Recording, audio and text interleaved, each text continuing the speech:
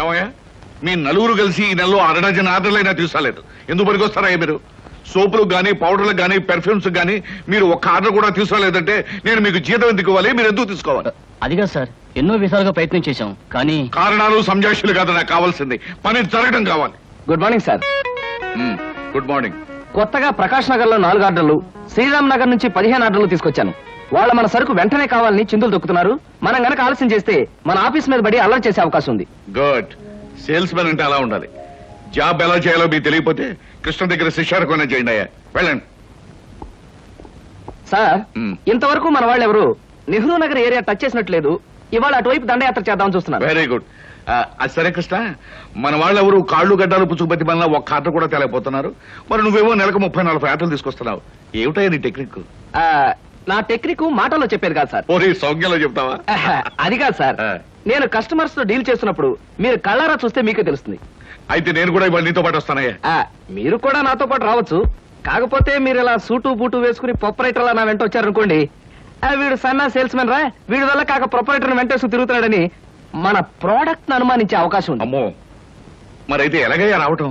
మీరేమీ అనుకోకపోతే నా వెంట మీరు రావడానికి ఓ మహత్తరమైన ఐడియా చెప్తాను. ఏమిటయ్యా అది? Good morning sir. Good morning. Potharaju,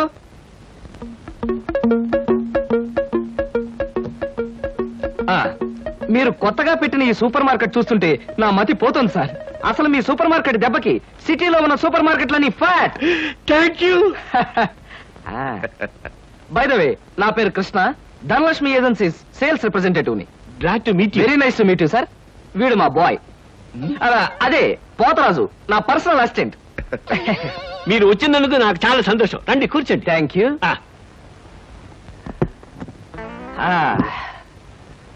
Potharaju, boys కూర్చోకూడదు కదా. అలాగే నిలబడతానండి. సార్, మా ప్రోడక్ట్స్ అన్ని కొంచెం మంచినీళ్ళు ఇప్పిస్తారా?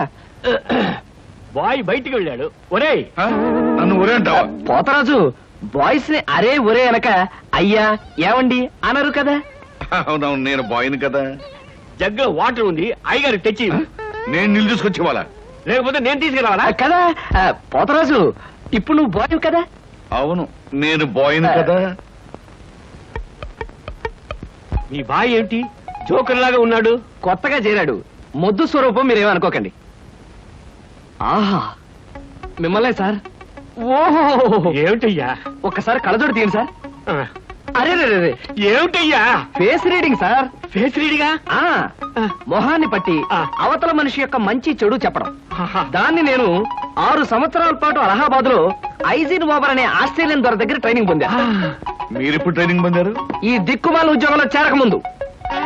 నువ్వు కాస్త నోరు మూసుకుని నిలబడు. ఒరే, ఆ ఫ్లాస్క్ లో కాఫీ ఉంది, పట్టుకురా. నేను కాఫీ తీసుకురా. ఏంటి దొరలాగా మాట్లాడతాడు? ఒకప్పుడు బాగా బతికిన వెదాలండి. నేను వెధవనా? నువ్వు బాయ్వి కదా, వెళ్ళి కాఫీ పట్టరా. సార్, మీ ఫేస్ చూస్తుంటే చక్కటి భార్య, చుక్కల్లాంటి పిల్లలు, లక్షల ఆస్తి ఉన్నట్టు కొట్టొచ్చినట్టుగా కనిపిస్తోందండి. ఇక ఫ్యూచర్ లో మీకు గొప్ప చేంజ్ రాబోతోంది. గొప్ప చేంజ్? అది ఏంటయ్యా? ఆడరేఖ, ఆస్తి రేఖ వరుసగా మీ రేఖలో కలవబోతున్నాయి. నిజంగా? అందులో ఆశ్చర్యపోవాల్సిందే ఉందండి. మీ అందం, మీ పర్సనాలిటీకి ఏ ఆడదైనా ఇట్టే పడిపోతుంది. సిగ్గుపడకండి. కాకపోతే ఎంత తొందరలో పడబోతుందనే విషయం చెప్పాలంటే కొంచెం స్టడీ చేయాలి. ప్రస్తుతం నాకు టైం లేదు. మా సరుకు ఆర్డర్ తీసుకోవాలి కదండి, ఏదో పొట్టకుట్టు కోసం. పద పోతరాజు. మీ సరికి నేను ఆర్డర్ ఇస్తాను. ఏదో డీప్ గా స్టడీ చేయాలని చెప్పారే, చేయండి. కూర్చుని కూర్చుని. ముందా ఆర్డర్ సంగతి ఏదో మనం తేల్చేస్తే ఆ తర్వాత మీ ఫేస్ రీడింగ్ గురించి నేను తేల్చేస్తాను. ఆర్డర్ తీసుకోండి. ఇంకా ఏం కావాలి? ఓ ఫ్రూట్ సాలెడ్. ఫ్రూట్ సాలెడ్ వద్దులే, నేనే వెళ్ళి తీసుకొస్తాను. థ్యాంక్స్ రా.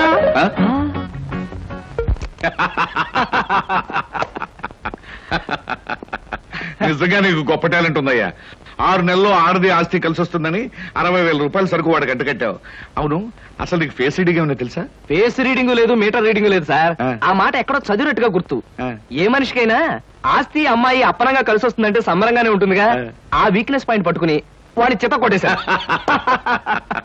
నాతో ప్యూర్ వేషం వేయించితే వేయించావు కానీ మహత్తరమైన నీ టాలెంట్ కనిపెట్టే అవకాశం కలగజేసావయ్యా.